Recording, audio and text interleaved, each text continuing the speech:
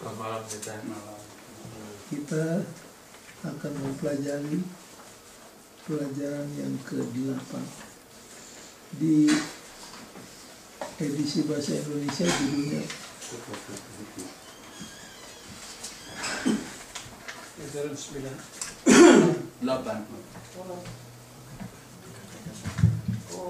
Kata-kata hikmat, words of wisdom. Words of Wisdom.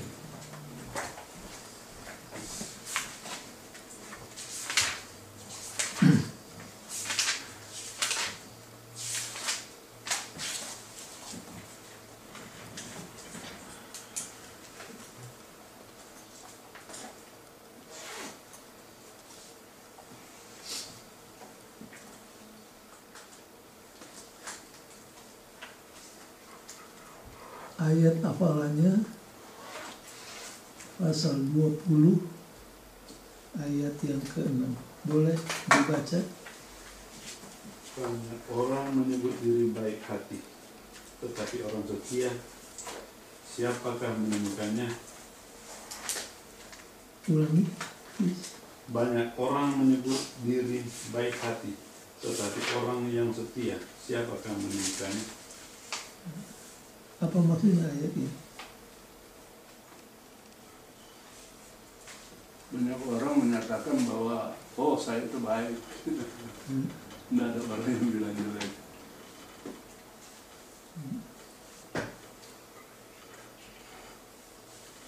Ada ayat lain yang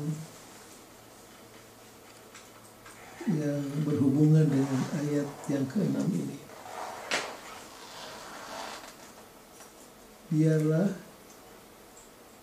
orang lain memuji engkau, jangan engkau memuji dirimu sendiri. Baik, nanti kita datang lagi ke sini.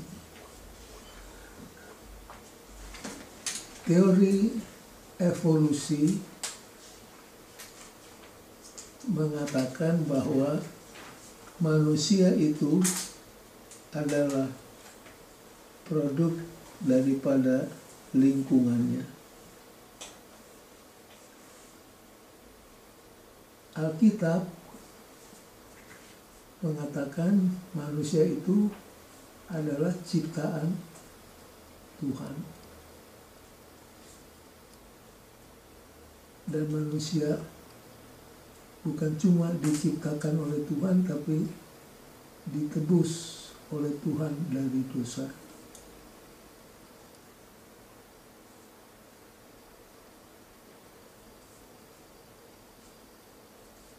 Kalau teori evolusi mengatakan bahwa keberadaan kita di dunia ini adalah by chance, kebetulan. Tapi kalau menurut Alkitab, keberadaan kita bukan kebetulan, tapi ada maksudnya, ada tujuannya. Kemudian pengarang pelajaran sekolah sahabat ini menyinggung tentang heredity dan environment. Ini apa ini?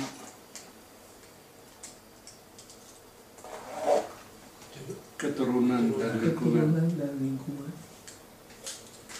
Mana yang lebih menentukan, heredity ataukah environment?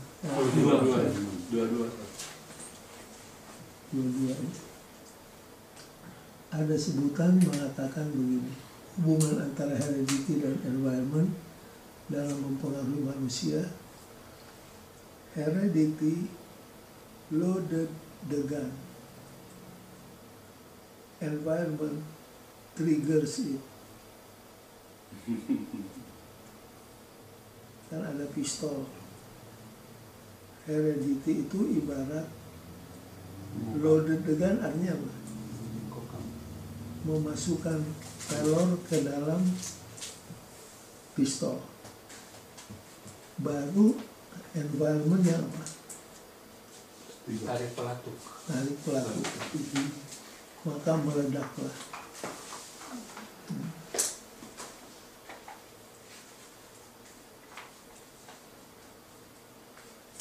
Apa maksud dari penulis menyinggung tentang hal ini?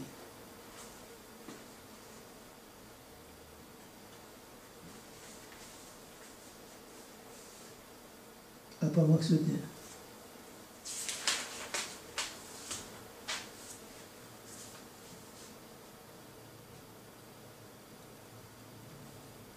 Kalau ikut teori evolusi, we have no choice. Kita adalah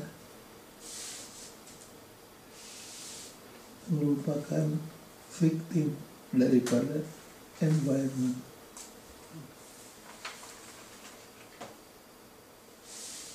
Tapi berterima kasih karena kita punya Alkitab yang memberitahukan bahwa something higher and better than the world does. Itulah yang dinyatakan melalui janji Roh Kudus. Coba Hel baca introduction-nya. Untuk beberapa tingkatan yang tinggi sesungguhnya, kita semua adalah hasil dari lingkungan kita. Meskipun faktor keturunan memainkan peran yang besar, nilai-nilai yang kita pegang datang kepada kita dari apa yang ada di sekitar kita. Rumah kita, pendidikan kita, budaya kita. Dari bayi kita dipengaruhi oleh apa yang kita lihat dan dengar. Sayangnya, apa yang kita lihat dan dengar tidak selalu yang terbaik. Dunia di sekeliling kita telah jatuh dalam segala hal, dan itu tidak dapat membantu mengaruhi kita secara negatif. Ini terjemahannya salah. It cannot help impacting us negatively. Maksudnya tidak bisa tidak semuanya itu mempengaruhi kita secara negatif. It cannot help di situ jangan diterjemahkan word for word. Ini adalah ungkapan dalam bahasa Inggris. Tidak bisa tidak Akan mempengaruhi kita dengan cara negatif.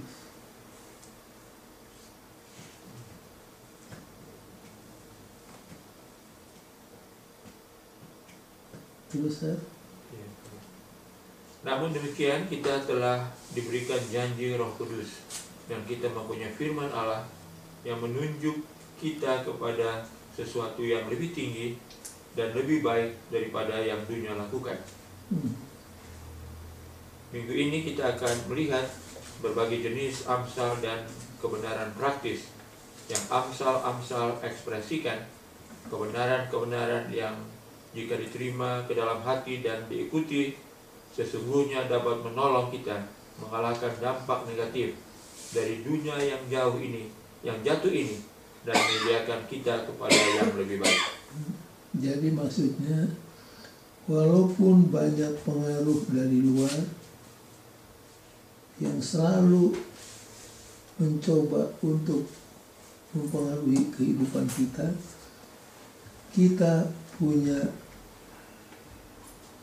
proverbs yang cukup banyak, kebenaran-kebenaran yang praktikal, yang kalau kita terima akan melawan pengaruh-pengaruh luar yang disebutkan tadi.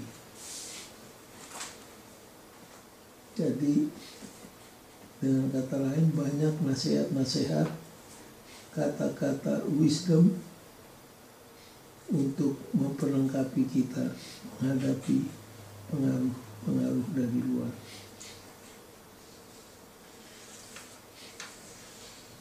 Kalau saudara ditanya, what is wisdom? Sampai saat ini, saudara-saudara harus sudah bisa menjawabnya dengan 3 kalimat. Kalau ditanya, what is wisdom? Yang pertama, wisdom adalah the ability to live life skillfully. 1, 2.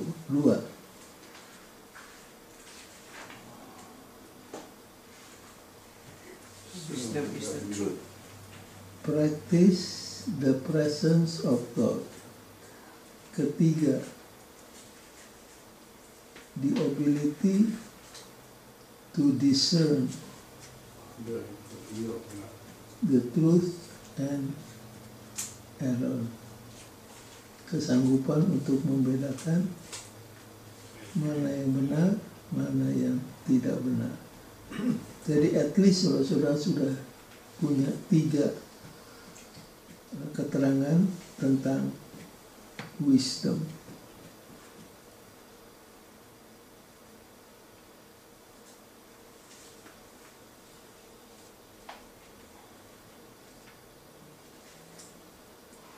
Sekarang saya mau kasih satu cerita yang benar-benar terjadi,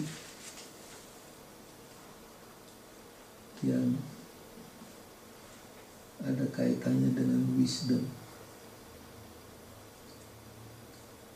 Kami di Uni Barat berapa tahun yang lalu pernah kedatangan orang GC yang ahli dalam Muslim evangelism. Jadi dia datang ke kantor saya di Jalan Tamrin, lalu dia katakan, dia bilang akan mengadakan ceramah tahun depan di Indonesia khusus untuk mendekati kaum muslim. Wah, saya bilang, you are welcome. We are indeed happy to have you. Jadi sekarang saya datang untuk persiapannya.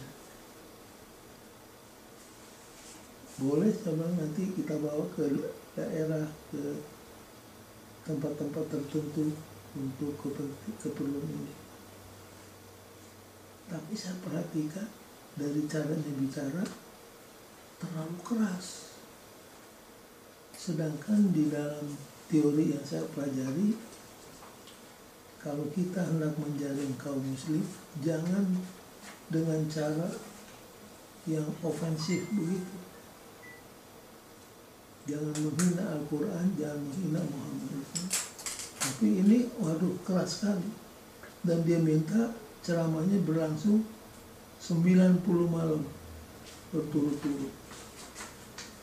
Nah, saudara-saudara kan tahu kalau bisa 3 minggu aja tiap malam berturut-turut sudah bagus. Ini dia minta 90 malam.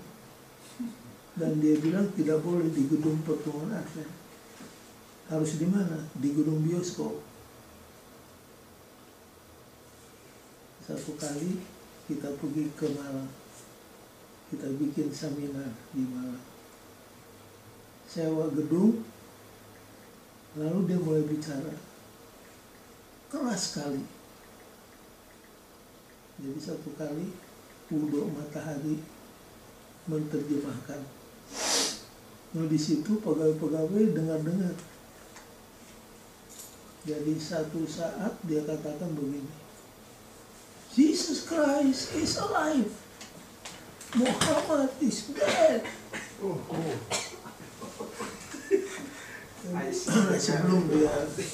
Sebelum dia berdiri untuk menerjemahkan, saya bilang, Bung Udo, bijaksana ya, bijaksana, saya bilang. Iya. Dan waktu dia bilang, Jesus Christ is alive and Muhammad is dead, Udo terjemahkan, Yesus Kristus hidup, Pak Tua mati. Jadi ketawa semua. Dia terus balik Pak Udo, what did you say? Karena dia serius kan. Apa orang ketawa? Habis selesai ceramah, saya datangi Udo. Saya bagus. Bijaksana. Kalau ngomong begitu nggak enak. Jadi itu kurang bijaksana. Kita harus bijaksana dalam arti ability to live life skillfully. Itu contoh kecil saja. Jadi bijaksana itu kalau orang Greka bicara knowledge itu teori-teori belaka. Itu adalah bits of information yang di-store di benak kita. Tapi konsep wisdom bagi orang Ibrani tidak terbatas hanya pada teori-teori belaka, melainkan menyangkut what we do, apa yang kita katakan, apa yang kita perbuat, bukan apa yang kita teorikan.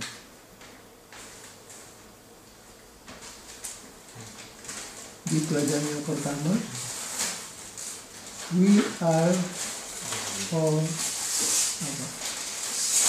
equal.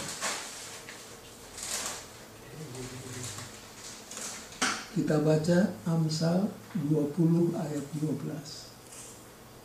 The value of all human according to Proverbs 20:12. Apa dikatakan sana?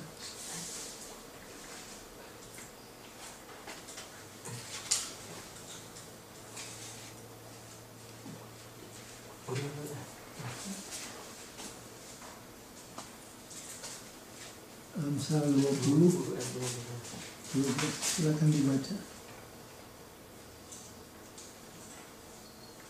Telinga yang mendengar dan mata yang melihat, kedua-duanya dibuat oleh Tuhan.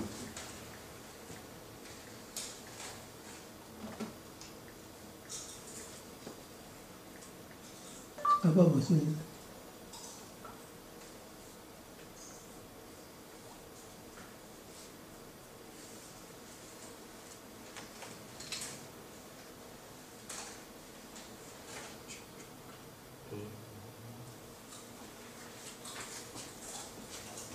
Apa yang diajarkan oleh ayat ini tentang the value of all human?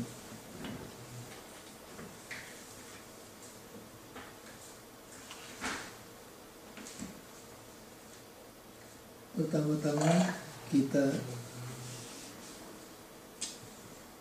ulangi kembali, menurut teori evolusi, kita manusia adalah produk dari mindless cosmos. Bahasa Indonesia apa? Semesta alam dunia. Kosmos. Kalimat pertama di hari Minggu.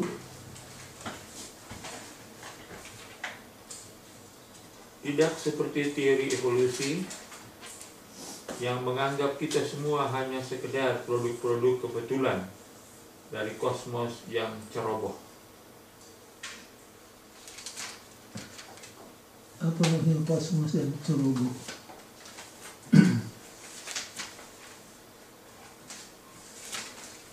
Mindless kosmos.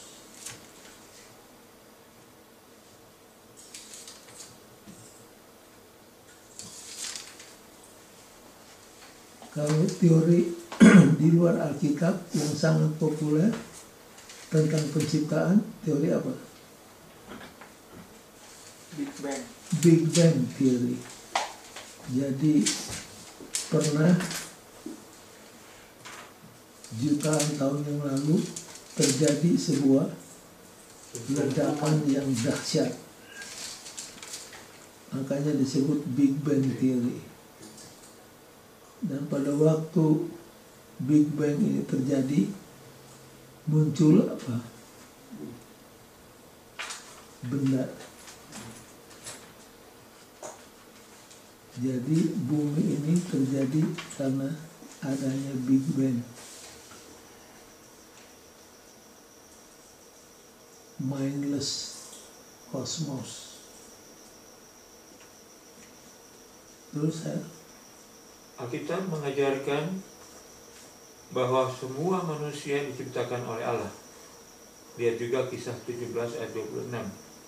Itu bukanlah kebetulan, Thomas Jefferson menegaskan kesetaraan semua manusia justru karena mereka diciptakan oleh Allah adalah di dalam Tuhan, dan di dalam Dia saja kita memiliki kesetaraan kita. Sekarang meskipun kita semua memiliki pencipta yang sama, ini tidak berarti kita semua sama. Bahkan yang kembar identik tidak berarti dengan perilaku yang persis sama. Di Korintus, Paulus berbicara tentang perbedaan-perbedaan kita dan menekankan bahwa mereka seharusnya tidak mengarah kepada rasa superioritas, tetapi sebaliknya harus menolong kita melihat kebutuhan kita satu sama lain. Jadi mata tidak dapat berkata kepada tangan, aku tidak membutuhkan engkau, dan kepada kepala tidak dapat berkata kepada kaki, aku tidak membutuhkan engkau. Inilah maksudnya, the hearing ear and the seeing eye, the Lord has made them both. Jadi kita setara, semua manusia setara di hadapan Tuhan karena kita diciptakan Tuhan. Tapi bukan berarti kita identikal. Tidak ada dua manusia yang sama. Seperti fingerprint yang bermiliar-miliar yang ada di file itu tidak ada yang sama. Selalu ada bedanya. Nah, hendaknya perbedaan ini jangan dijadikan dasar untuk menganggap diri lebih super dari orang lain. Perbedaan ini harus mengajak kita untuk melihat bahwa kita saling membutuhkan. Mata tidak bisa berkata kepada tangan, saya tidak perlu kamu. Kepala tidak bisa berkata kepada kaki, aku tidak perlu kamu. Jadi saling bergantung, saling membutuhkan. Interdependent. Ini adalah word of wisdom yang diberikan untuk kita terapkan dalam hidup kita di sidang. Di sidang yang diumpamakan sebagai tubuh Kristus, ada banyak anggota berbeda apa? Fungsinya.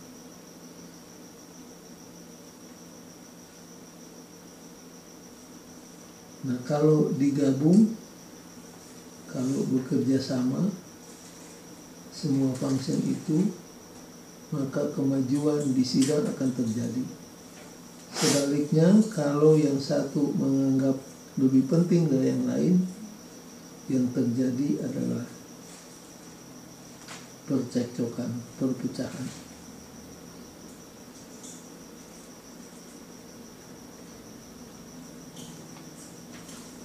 We are all equal. Faktor yang membuat kita equal, yang pertama adalah kita diciptakan oleh Tuhan. Faktor yang kedua, Dosa. kita ditebus. sudah ditebus dari dosa oleh kematian Yesus.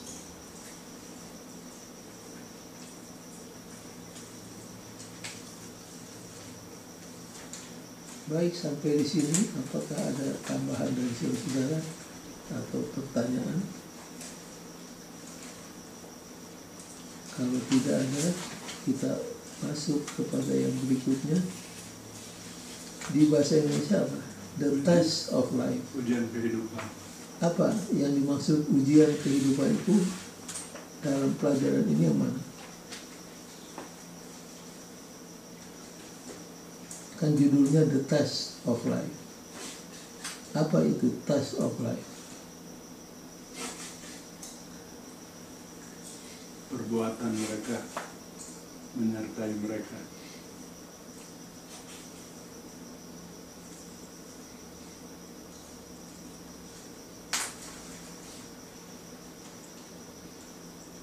Ini mesti dibaca betul-betul. The test of life. Yang mana itu yang disebut test of life? Kekayaan, tahun,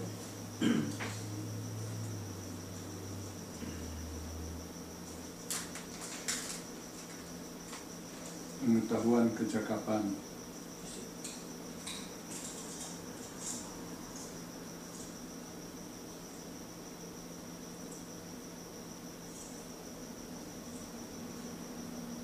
Coba Hel baca paragraf yang pertama. Hari Senin. Perbuatan mereka menyertai mereka, kata Wahyu 14 ayat 13 tentang upah orang-orang benar. Hanya masa depan yang akan bersaksi bagi nilai sesungguhnya setiap individu. Manusia mungkin sekarang membanggakan kekayaan mereka, pengetahuan mereka, kecakapan fisik mereka, dan mungkin semuanya benar.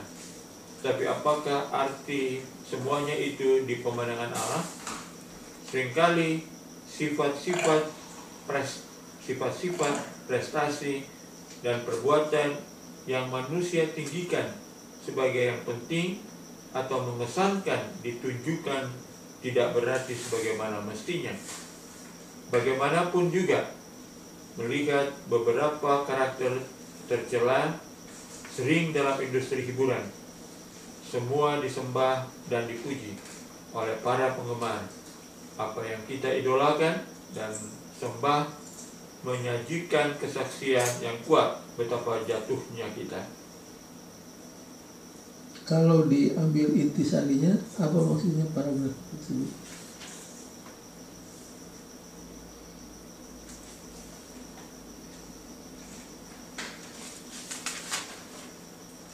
Apa yang dianggap baik manusia tidak sama dengan apa yang dianggap oleh Tuhan. Jadi perspektif manusia berbeda dengan perspektif Tuhan. Manusia seringkali mengagungkan, mengidolakan kekayaan, kemasyhuran, kekuasaan, dan lain sebagainya. Semua itu memberitahukan kepada kita bagaimana dalamnya kejatuhan manusia.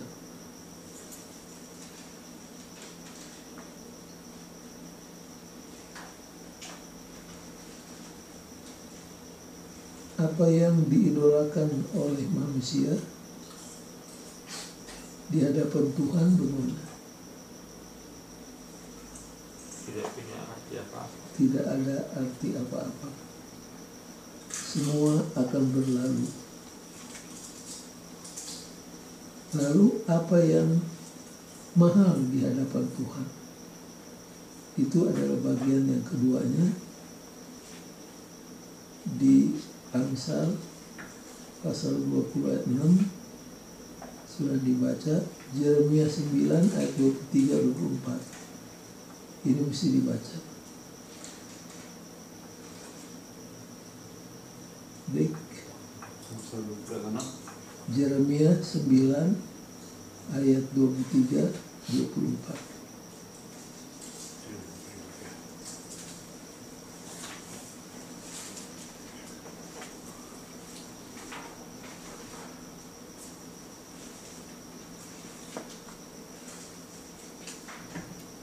Ayat yang terkenal.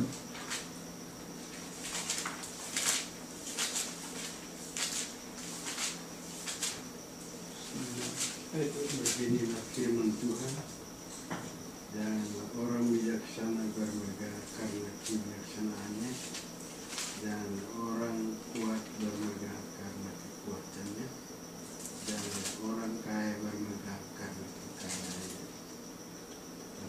siapa yang mau bermegah, baiklah bermegah karena yang berikut, bahwa ia memahami dan mengenal aku. Akulah Tuhan yang menunjukkan kasih setia, keadilan, dan kebenaran di bumi. Sungguh semuanya itu kusukai. Demikianlah firman Tuhan.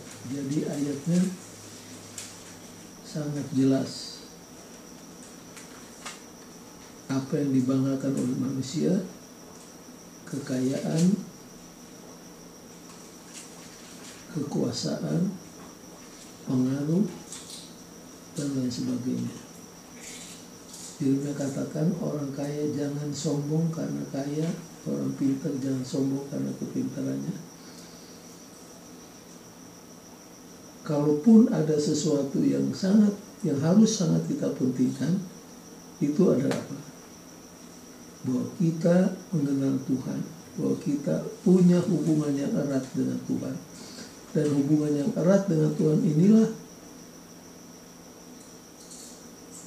yang terutama dalam hidup kita. Jangan lupa, dosa memutuskan hubungan kita. Kalau kita ingin selamat, hubungan yang putus ini harus disambung, dipulihkan, restore. Tapi bukan cuma di restore, tapi hubungan itu jangan cuma disambung, tapi harus di-maintain, dipertahankan.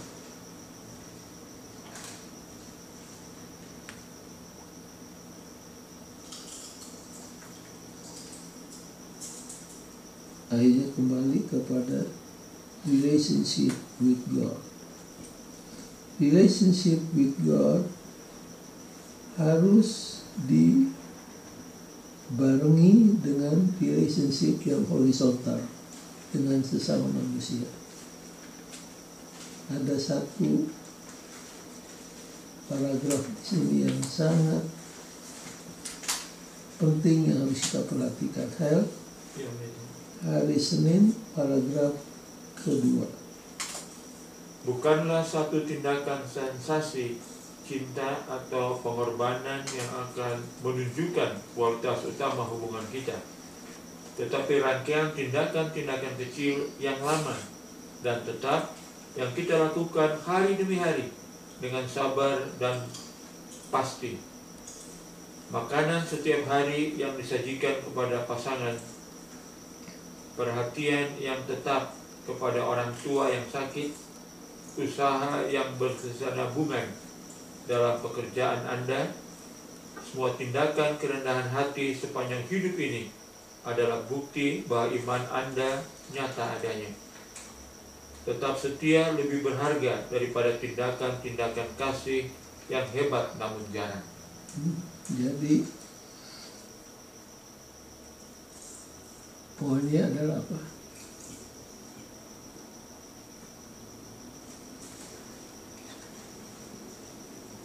Perbuatan baik itu harus merupakan sesuatu Kebiasaan. ya, akhirnya menjadi lifestyle kita. Lifestyle kita adalah membantu orang lain. Contoh yang paling jelas siapa? Mother Teresa.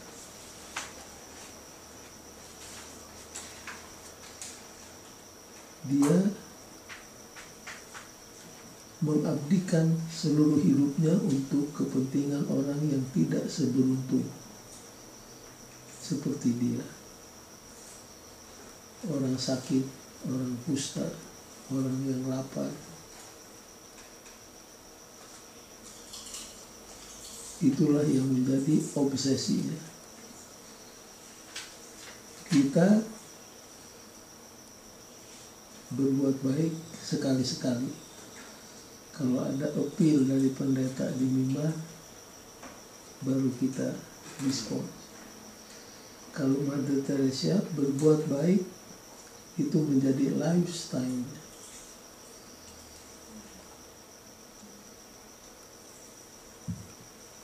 Dan itulah yang berkenan kepada Tuhan.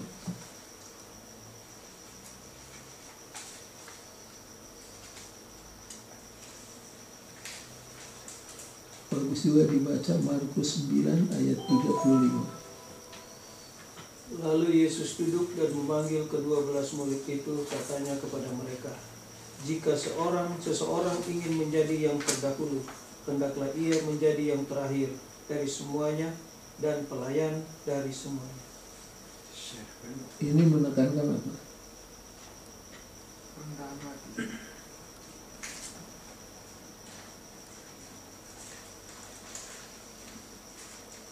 Kalau saudara baca Markus, jangan lupa kehidupan Yesus ditandai oleh dua hal yang sangat penting. Yang pertama apa? Service. Dua ciri menandai jalan hidupnya Kristus selama di dunia menurut Markus. Yang pertama adalah service. Yang kedua sacrifice. Kalau saudara baca Markus, strukturnya mengikuti dua hal ini.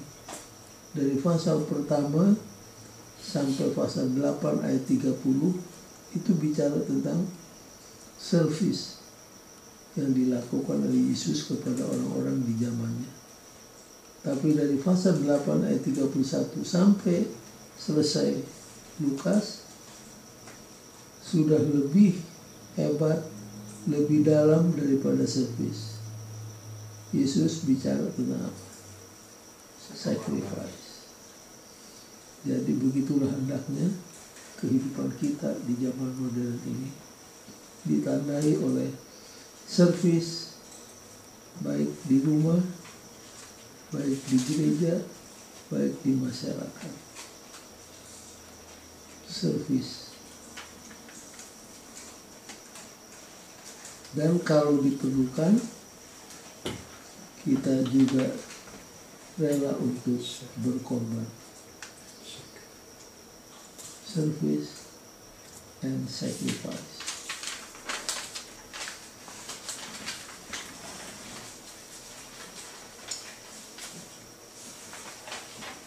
Waiting for the Lord. Hari Selasa. Waiting for the Lord. Baca dulu ayatnya, please.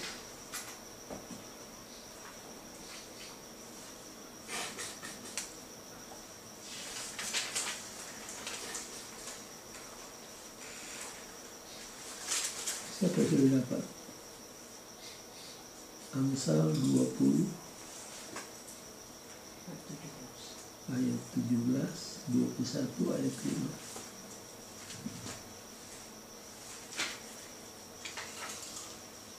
Roti hasil tipuan sedap rasanya, tetapi kemudian mulutnya penuh dengan kerikil.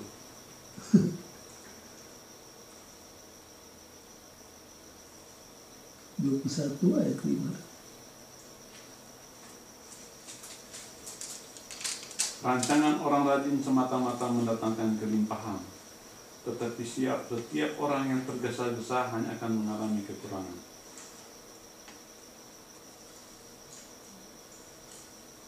Pelajaran yang praktikal apa yang kita dapati dari ayat-ayat tadi?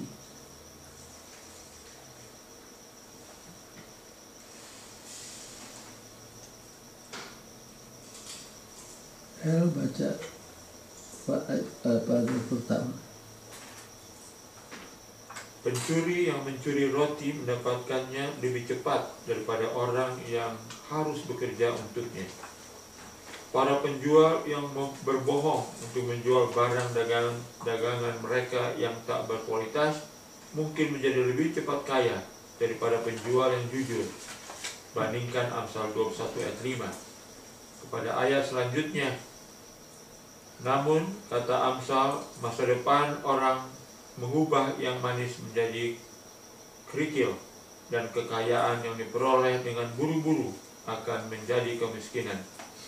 Ayat tersebut memberikan sejumlah contoh-contoh untuk menggambarkan ketepatan pengamatan ini. 1. Barisan. Amsal 20 ayat 21. Penyebutan barisan yang diperoleh terlalu cepat menyeratkan bahwa orang tua masih hidup, mengikuti kecaman seseorang yang mengutuki orang tuanya. Amsal 20 ayat 20. Hubungan kedua Amsal ini begitu penting. Hal ini seolah-olah sang putra atau putri mengutuki orang tua dan juga menginginkan kematian mereka. Sang anak mungkin telah merencanakan kematian orang tua agar memperoleh warisan. Harapan perilaku ini tragis. Pelita yang ia sekarang sedang nikmati akan menjadi kegelapan yang kelam. Dan kutuknya terhadap orang tuanya akan berbalik kepadanya karena ia akhirnya tidak diberkati. Ilustrasi kedua, balas dendam. Amsal 20 ayat 22. Kali ini Amsal menyebutkan korban yang mungkin tergoda untuk membalas dendam atas kejahatan yang telah dilakukan terhadap dirinya. Nasihatnya adalah hanya menanti-nantikan Tuhan. Hanya saat itu engkau akan diselamatkan. Yang berarti bahwa jika engkau membalas dendam, engkau sedang mengambil risiko yang serius.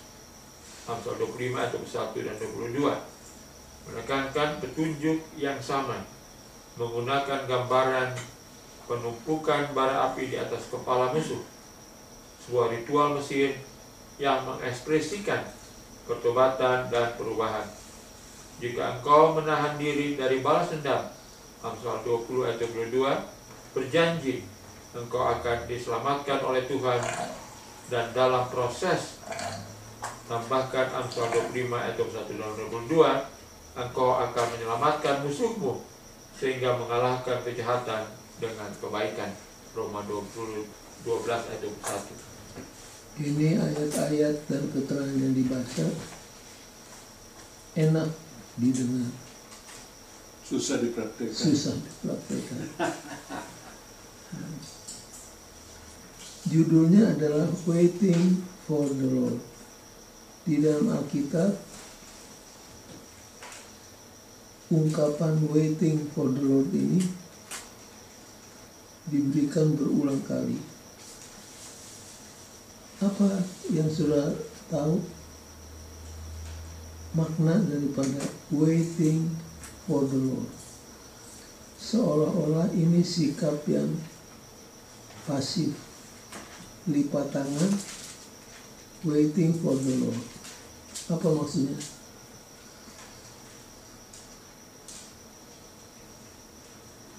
Waiting for the Lord.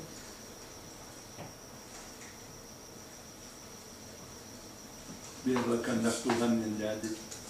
Sabar menanti janji Tuhan. Karena balas dendam bukan hak kita menghakimi.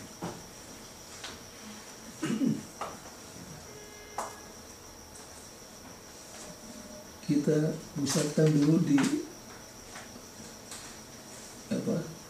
bagian kalimat waiting for the Lord.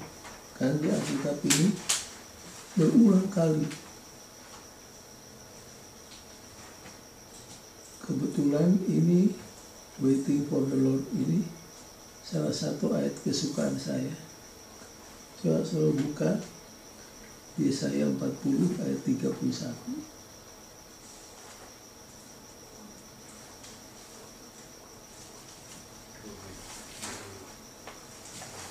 Tetapi orang-orang yang menanti-nantikan Tuhan Oke, orang yang menantikan Tuhan mendapat kekuatan baru. Mereka seumpama Raja Wali yang naik terbang dengan kekuatan sayapnya. Mereka berlari dan tidak menjadi lesu. Mereka berjalan dan tidak menjadi lelah. Yesaya untuk menggambarkan orang yang waiting upon the Lord, menggambarkannya dengan seekor Raja Wali. burung elang. Nah, saudara tahu kan burung elang ini adalah satu ciptaan Tuhan yang sampai sekarang masih dipelajari oleh saintis. Mengapa? Ada beberapa hal yang istimewa dari burung elang. Yang pertama, kecepatannya. Waktu dia hendak menyambar mangsanya, kecepatannya itu mencapai 100 mil per jam. Jadi di antara binatang-binatang, elang inilah yang tercepat. Kalau citah yang seperti harimau itu hanya 60 mil per jam. Elang bisa sampai 100. Yang lebih mengherankan saintis adalah dari kecepatan 100 bisa dalam split second jatuh di zero. Jadi brake sistemnya gimana? Pakem. Nah, kalau sudah pelajari pesawat ulang alik, begitu touchdown di runway, pilot itu tidak cukup hanya injek rem, pakai parachute. harus pakai apa? Parachute gimana? Parachute. Baru itu kapal apa? Bisa berhenti. Bisa berhenti. Nah, sampai hari ini mereka masih pelajari brake system dari elang. Bagaimana tekniknya sampai bisa dari 100 mil per jam tiba-tiba sak berhenti. Itu yang kedua. Yang ketiga, telescopic eye. Telescopic eye itu dari jarak 1 mil dia bisa lihat ikan.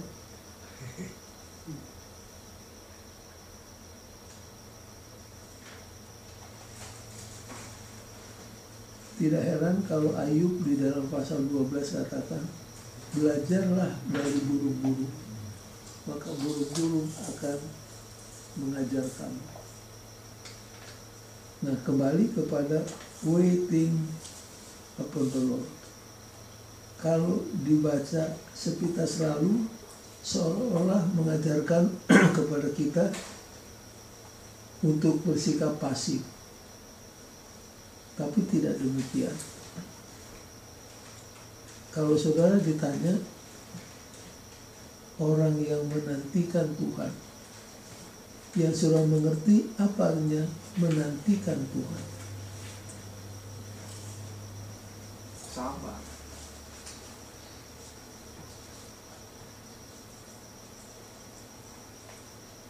Those who wait upon the Lord. Surrender. Sabar, surrender. Satu lagi.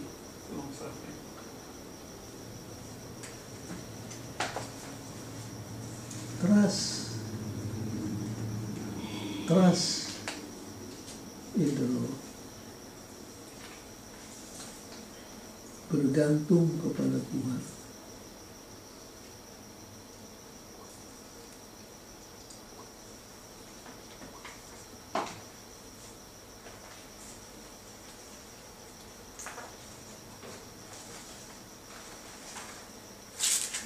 Kemudian di sini diberikan example untuk mengilustrasikan the accuracy of this observation.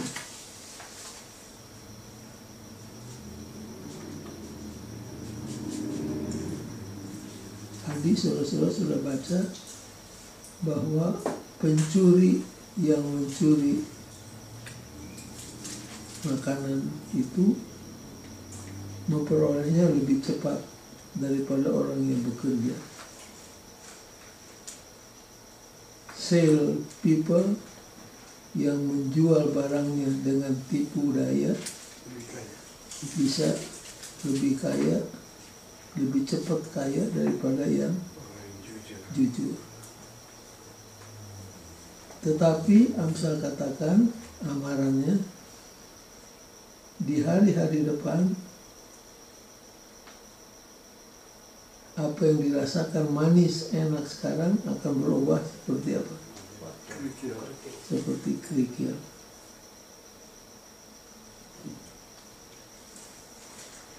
Lalu diberikan apa? Ilustrasi. Ilustrasinya tentang inheritance.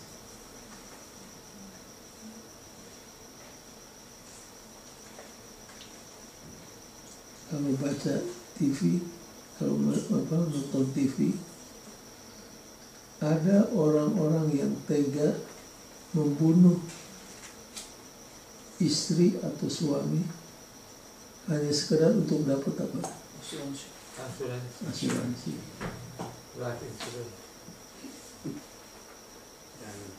Saya pernah nonton Rescue 911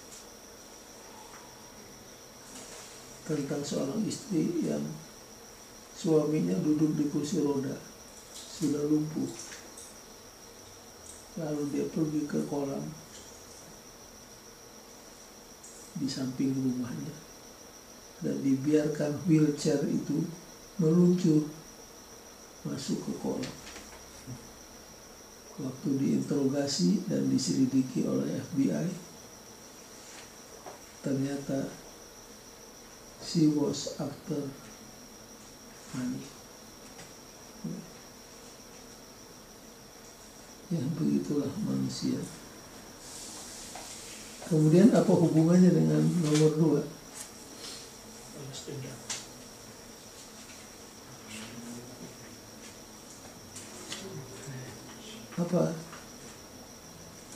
Apa relevansinya nomor 2? Mungkin kalau ada orang salah kita bilang nanti tunggu Tuhan datang juga. Kumpangan. Itu balas. By nature kita maunya apa? Balas. Balas. To get even istilahnya. To get even. Tapi counsel yang diberikan adalah apa? Kalau orang berbuat jahat kepada kita, the counsel is just wait for the Lord.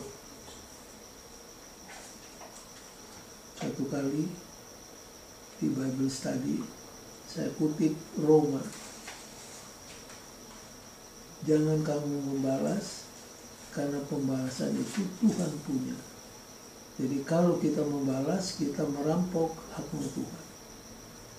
Ada seorang ibu mungkin disakiti oleh suaminya, dia ingat terus itu peristiwa. Jadi kita pendeta tidak boleh balas. Ya, ibu baca aja ayatnya, jangan membalas karena pembalasan itu Tuhan punya. Jadi kalau ibu membalas artinya merampok haknya Tuhan. Jadi pembalasan Tuhan. Tapi Tuhan akan balas ya. Tuhan akan balas ya.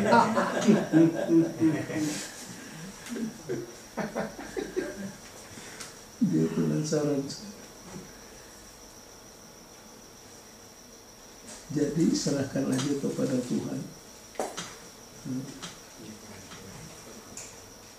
Dan Paulus itu di dalam Roma, dia mengutip siapa? Solomon. Berilah roti kepada siapa? Musuhmu. Kalau dia haus, beri apa? Sirut air. Maka tindakan itu akan membuat seperti kamu menaruh api di kepalanya. Itu kutipan dari siapa? Dari word of wisdomnya Solomon.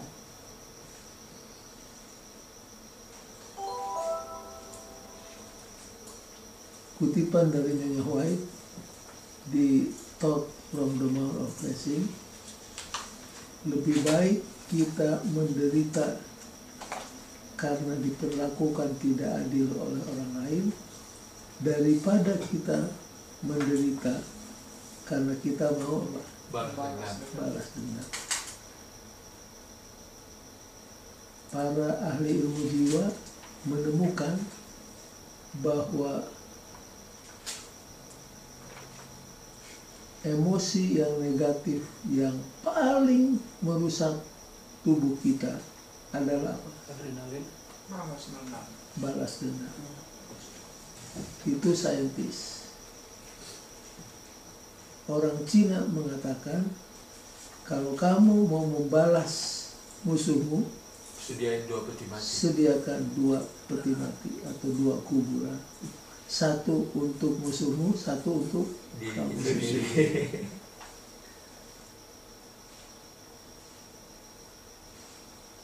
Lebih baik kita menderita karena diperlakukan tidak adil daripada menderita karena kita memikir-mikir untuk balas dendam.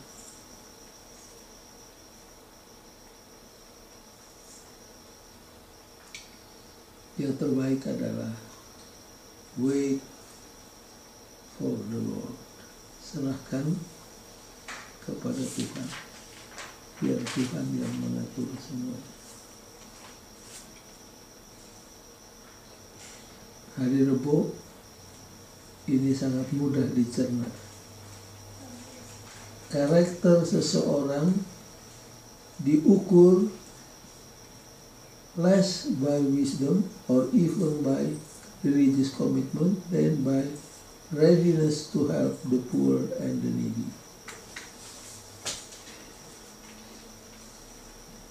Karakter kita, tabiat kita diukur bukan oleh wisdom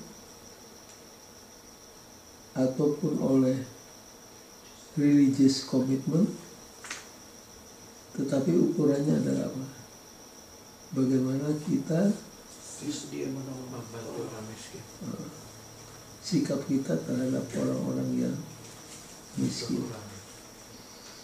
Jadi kalau baca keterangan-keterangan seperti ini, kita jadi malu kalau membaca cerita tentang Mother Teresa.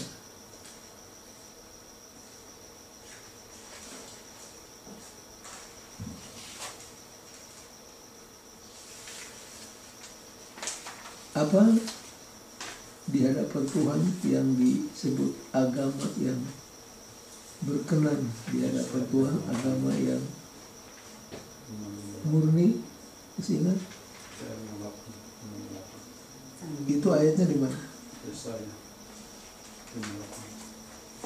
Yakobus 1 ayat 27. Masih ingat? Coba baca kembali. Yakobus 1 ayat 27.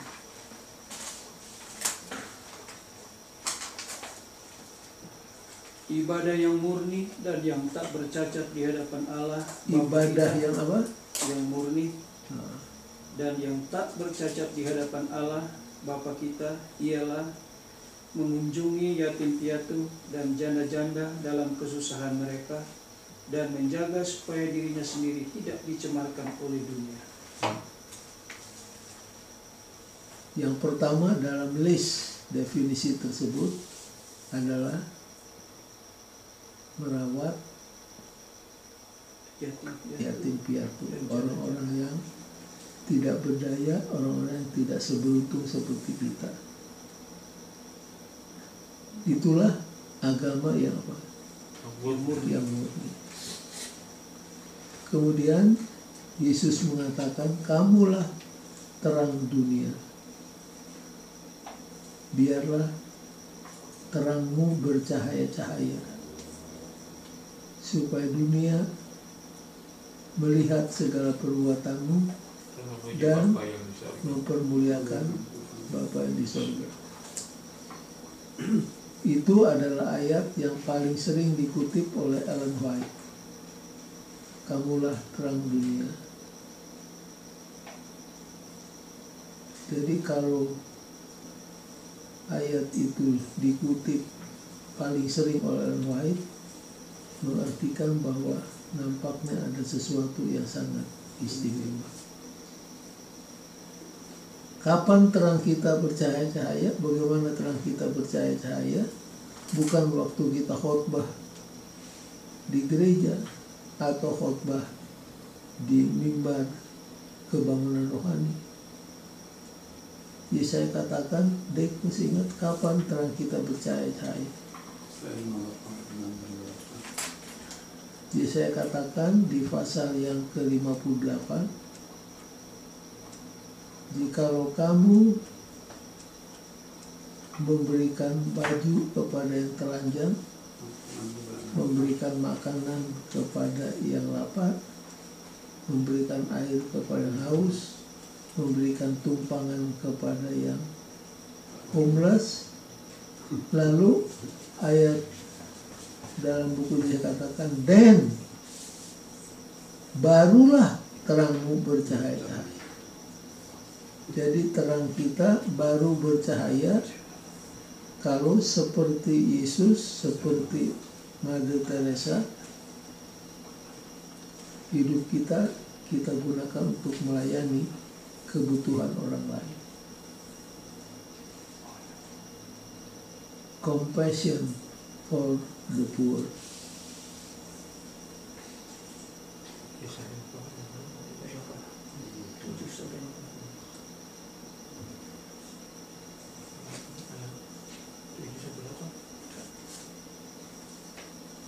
Amsal 58.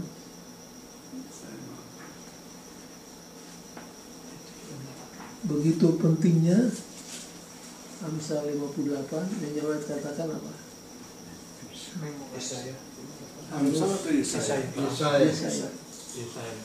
Yesaya. Chapter ini harus diapakan? Dibaca. Di memorize.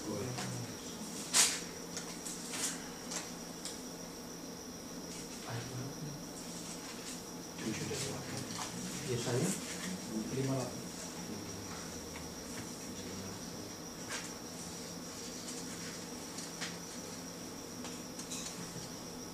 Jadi ukuran tabiat kita less by wisdom or even religious commitment than by readiness to help the poor. Dan Yesus begitu concernnya terhadap orang miskin sehingga Yesus mengidentify dirinya seperti orang yang berkekurangan.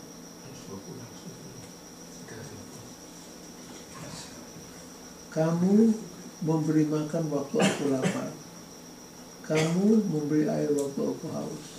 Kamu melawat aku waktu di penjara. Kamu besuk aku waktu aku sakit. Lalu mereka yang termasuk dalam golongan domba katakan, kapan itu terjadi? Apa yang terbuat?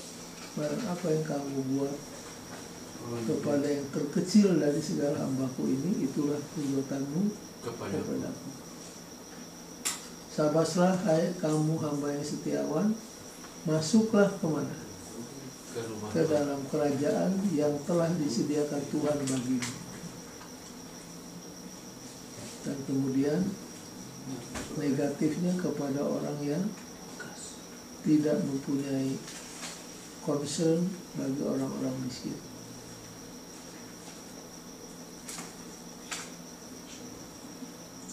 Jadi apa yang kita buat kepada orang miskin ini itu sama seperti apa yang kita buat untuk Yesus.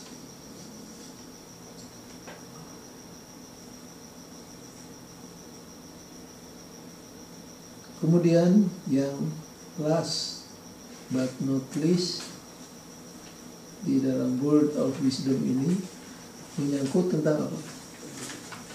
Education.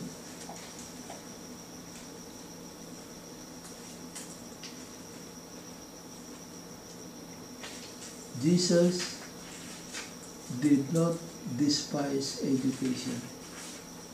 Yesus tidak pernah melecehkan pendidikan.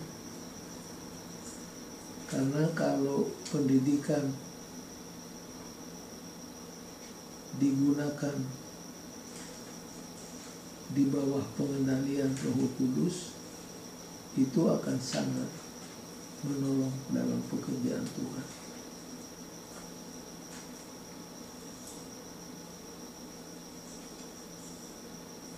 Dalam pendidikan ini, kalau kita apply kepada rumah tangga kita dianjurkan menyekolahkan anak kita di mana? Sekolah gereja. Di sekolah gereja. Mengapa? Karena sudah dipelajari bahwa anak-anak yang dikirim ke public school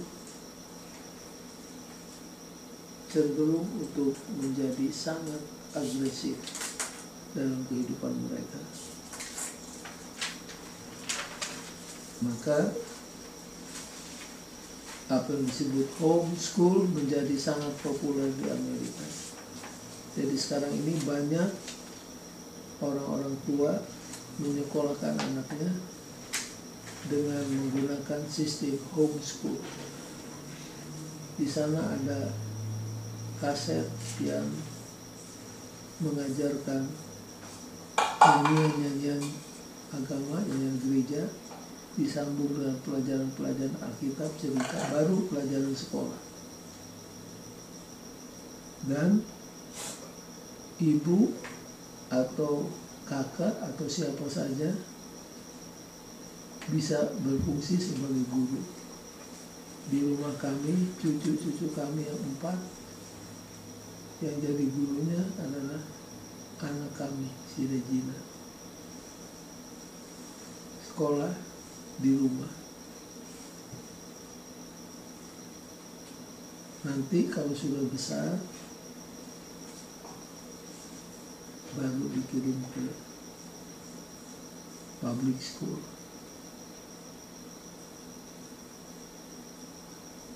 Kenapa kita harus hati-hati dalam milih sekolah? Karena umumnya sekolah-sekolah modern di Barat, di Eropa dan di Amerika mengikuti jalur siapa? Greka, yang hanya mementingkan knowledge. Buat mereka knowledge is virtue. Jadi guru mengajar subjek. Kalau di sekolah Ibrani yang dipentingkan adalah studentnya. Jadi mengajar bukan hanya subjek tapi mengajar, train the mind. Kalau di luar, di jurusan ekonomi, diajar bagaimana supaya pintar dalam accounting. Tapi kalau di sekolah Ibrani bukan hanya pintar tetapi harus jujur. Jadi kalau sekolah luar teaching the subject, sekolah Ibrani teaching the mind. Itu sebabnya kita akan ikut jalur Ibrani. Jadi itu adalah pesan tentang education yang digambarkan seperti menabur di dalam pelajaran sekolah sahabat. Ayatnya yang terkenal di mana? 22 ayat 6. 22 ayat 6. Itu biasa dibaca kalau penyerahan baby di gereja.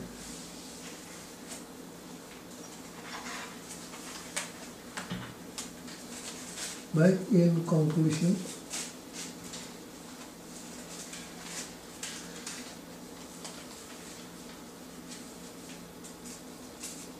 baca ini.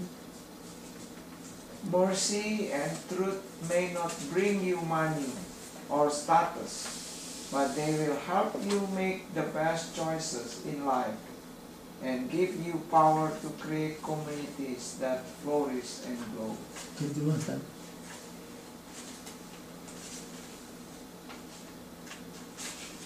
Kemurahan dan kebenaran tidak akan memberimu uang atau status, tetapi akan menolong Anda untuk memilih pilihan yang terbaik dalam hidupmu dan menciptakan satu komunitas kuasa yang dapat berkembang.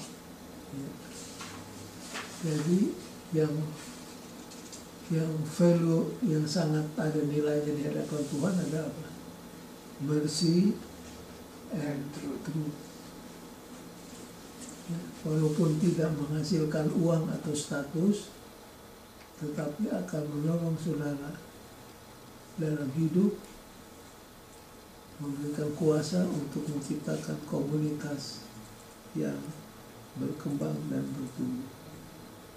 Itulah hal-hal yang bernilai di hadapan Tuhan. Words of wisdom.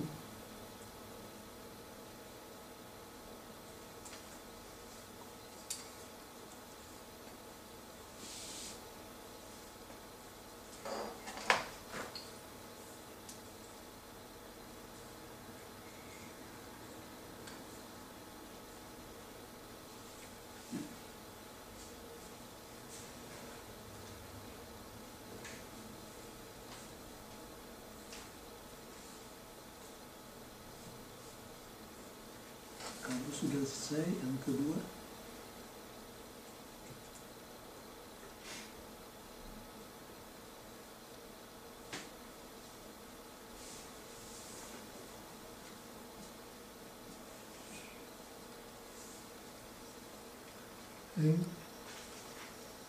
A person's character is measured less by wisdom or even religious commitment than by readiness to help the poor.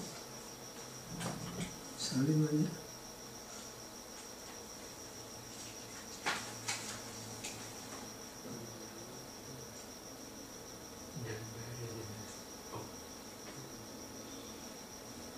Gimana? Karakter manusia diukur oleh kebijaksanaan, Less wisdom. Bisa diterjemahkan bukan oleh bukan oleh wisdom, atau pengakuan agama, tetapi kesiapan untuk menolong orang yang susah.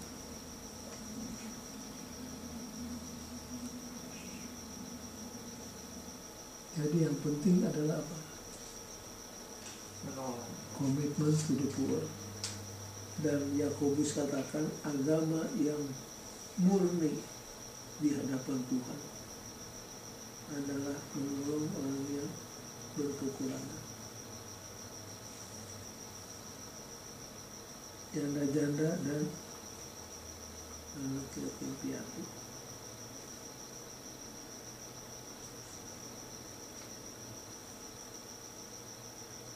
Satu kali sesudah khutbah saya diundang makan, lalu sebelum makan berdoa.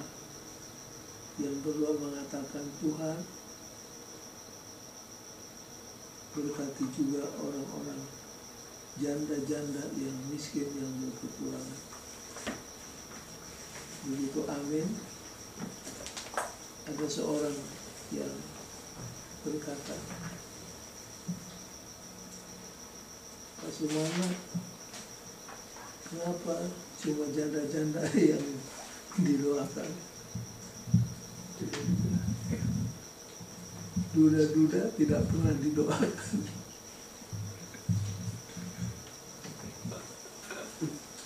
Yang bertanya, wilayah saya duda nggak pernah didoakan, cuma janda aja didoakan. Sebelum gue udah ada ayatnya di Alkitab.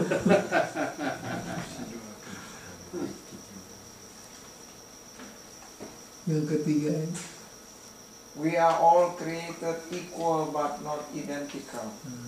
kita diciptakan oleh Tuhan setara, equal, tapi tidak sama, tidak identikal. Dan inilah yang membuat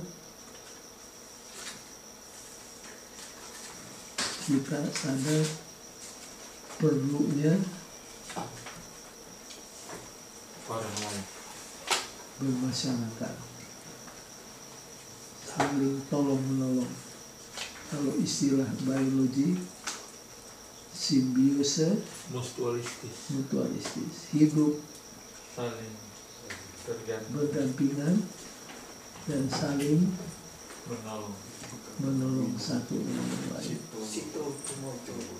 Oh, orang Manado punya teh. Apa di Manado tuh di Situ, lapangan Timoto. itu susah kamu hafal. Situ, kalau orang, kalau dia sudah jadi orang, tolonglah orang lain. Iya, iya. Saya baca itu di lapangan terbang. Bukan begitu. Hidup, Hah? Hidup untuk menghidupkan orang lain. Kalau di Jakarta, Manusia hidup, Manusia hidup hidup. orang lain. Hidupkan di orang lain. Manado itu gereja Tumoto. itu moto apa? Tumoto artinya Menghidupkan orang lain. menghidupkan orang lain. Menghidupkan Orang hidup menghidupkan Orang orang yang menghidupkan orang lain. menghidupkan orang lain. bagus ini. Itu si Samratulangi punya Dokter Samratulangi yang punya Orang hidup. moto. Untuk menghidupkan orang lain. Cuma sayangnya orang hidup membunuh orang lain. itu yang ini bahasanya dia punya kontradiksi. Kalau jadi orang membunuh orang lain, dia bilang Sito tumongkok. tumongkok.